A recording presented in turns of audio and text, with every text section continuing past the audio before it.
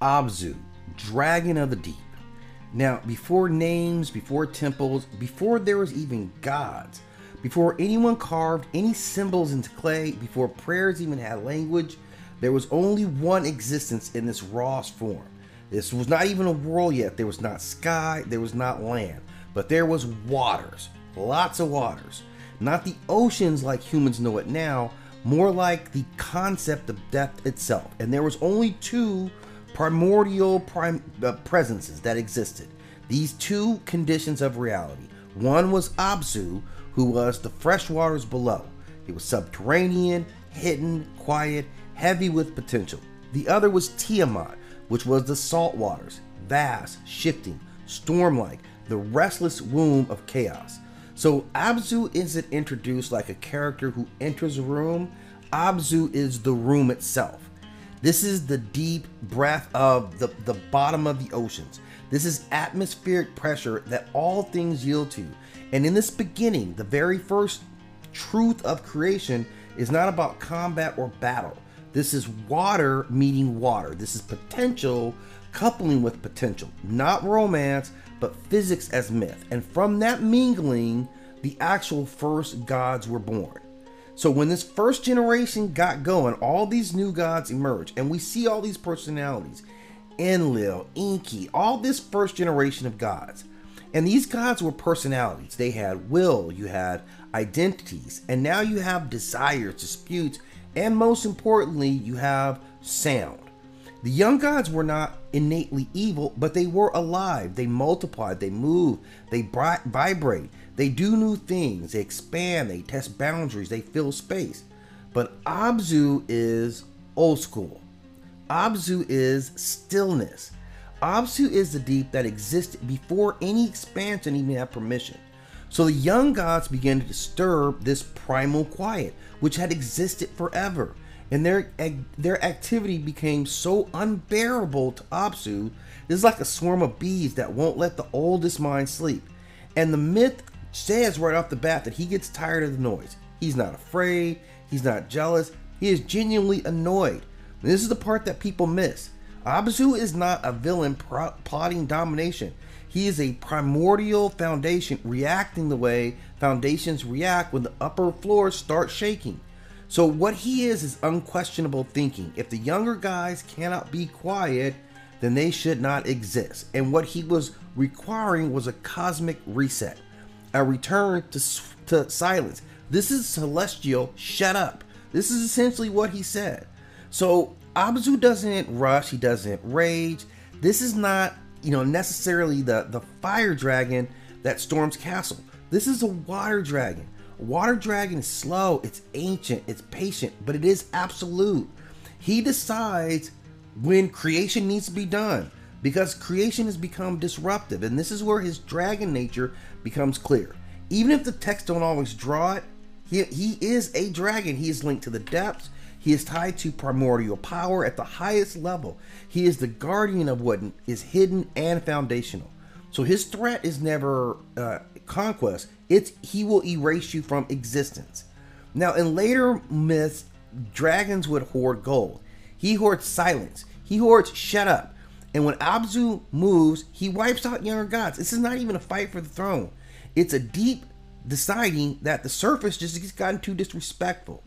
So when the gods come back, we enter Ei or Enki, and this is the god of wisdom, craft, cunning, and sacred knowing per the Mesopotamian system.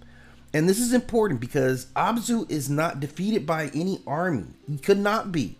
He is not overpowered. He is not outpunched. He is neutralized the only way that something primordial can be neutralized, through intelligence and magic. And Enki uses this arcane skill to put Abzu in this supernatural sleep. It's like turning off the ocean by speaking the right equation into reality. And only once Abzu is stilled, once the deep is rendered inert, only then is Abzu killed. So the myth isn't telling us that Enki is stronger. It's telling us that you cannot beat the foundation by force. You can beat it by rewriting the rules that the foundation itself operates on. And that's why Abzu is terrifying. Not because he wins fights, because fighting does not apply to him in any way. You cannot fight him more than you could fight gravity. And this is the important twist to this. He does not disappear. When we say he's killed, he does not disappear. He becomes the infrastructure. As I said before, he is the room. Now he's part of the structure. He isn't slain, and Enki does not throw the body away. He doesn't bury it. He builds upon it. He established his own dwelling in this seat of power. That was Abzu. Okay, this is very careful. He's not defeated. The cosmos could not move on without him. It would be impossible. He's foundational to creation itself. Take away Abzu, you take away, you end everything, right? So this new order literally builds its throne on that deep knowledge. So Abzu really undergoes a mythical transformation. He goes from character to absolute foundation. He becomes the structure of which wisdom ultimately sits on, symbolically by Enki. And the deep becomes the engine room of civilization once again. So while traditions often treat Abzu not just as a being, it's a place. He is a subterranean realm, a source of sacred water, fertility, and hidden knowledge. So in other words, he did not lose. He got repurposed. He changed as the universe needed him to change. He rules after death, because once the myth of his origin story started to live in religion and temple, he stops functioning as his character and starts functioning as a cosmic system. So he is referred to as the freshwater abyss beneath the earth, the invisible source feeding rivers, fertility, and life itself, the sacred depth from which Enki draws wisdom and his own power, the under layer that makes civilization possible. So he is the ancient reminder that everything you build, kingdoms, temples, ideologies, still rest on something older, deeper, and less controllable. So this is his feat. He's not lightning bolts, he's not monster kills. He is the eternal role as the source beneath the source. The god that we see as the boss is sitting on a throne built by Abzu. He exists before structured reality. He's the condition that allows the beginning to actually happen. He is also generation. He created the first gods. They arise from Abzu and Tiamat in their presence. He is an existential threat because when he decides to erase the younger gods, it's not going to be conquest, it's going to be a cosmic shutdown, which is part of the cycle. He cannot be beaten by any force. He requires magic, intelligence, and rule bending to be neutralized. Being dead does not end his power in any way, because his body now functions in a way that empowers the new order. He became the sacred deep ultimately used by Enki. Wisdom and civilization are portrayed as rising from this below. He is the last of the big ones. A lot of religions teach power comes from above. Well, Abzu says that power comes from the deep, and I am that representation. And the reason we don't see other mythologies about him is because he existed before even the myths were being written. So we have some references to him in early goings, but most of it exists after the point that Enki builds his structure based on him.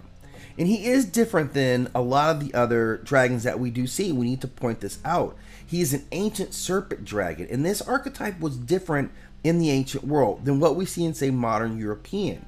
Now, he is water linked to his power. He is about depth and hidden realms. He's about cosmic creation as well as destruction. He's about guarding the boundary between the known and the unknown. He is a being older than any current religious orders. He also has some strong connections to other belief systems. We look at the Kemetic idea of the noon, the primeval waters. He matches that. He matches the Hebrew Tihom, which means the deep. The Greek representation of chaos, which was pre-structure existence. He is like the Norse Gununga gap, the yawning void, and many serpent dragon myths in water come across multiple cultures. So it's a consistent pattern that deep is original, the deep is necessary, the deep must be controlled for civilization to claim any type of legitimacy. And that never goes away. Now, what he really is known for is this overwhelming power. He is as powerful as gravity is powerful. Not because gravity wins fights, but because every fight happens inside of gravity's rule. So we are happening right now. You are reading this inside of the world that is Abzu. He is that powerful. He is everything around you when combined with Tiamat. And of course, Tiamat as well had to be quote unquote slain or tamed when they started this new pantheon of gods. So both play very similar roles. But we do have to realize that if Abzu ever woke again in this mythical sense, it's not going to be a war that comes. Everything will be quiet because creation will be returning to the stillness that existed before we all had names. So the gods win by killing Abzu, but the universe only works because Abzu remains